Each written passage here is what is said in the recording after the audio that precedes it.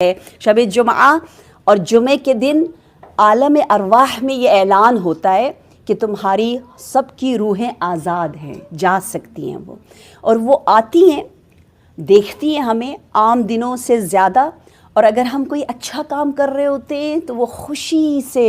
बहुत खुश, उनके लिए ईद की तरह हो जाता है। और खुदा न खास्ता अगर हम वक्त ज़ाया भी कर रहे हैं, बेमकसद काम कर रहे हैं, तो वो रंजीदा गमगीन हो जाते हैं। और सबसे अच्छा अमल, सबसे प्यारा, आयतुल्लाह बहजत कहते हैं, सबसे खूबसूरत अमल, सबसे खूबसूरत गिफ्ट जो अपने आप को भी हम दे सकते हैं और आलम अरवाह को भी, वो है ऐसा गिफ्ट कि जिसको पढ़ने में फ़्यू सेकंड्स लगेंगे, लेकिन वो कुरान भी है,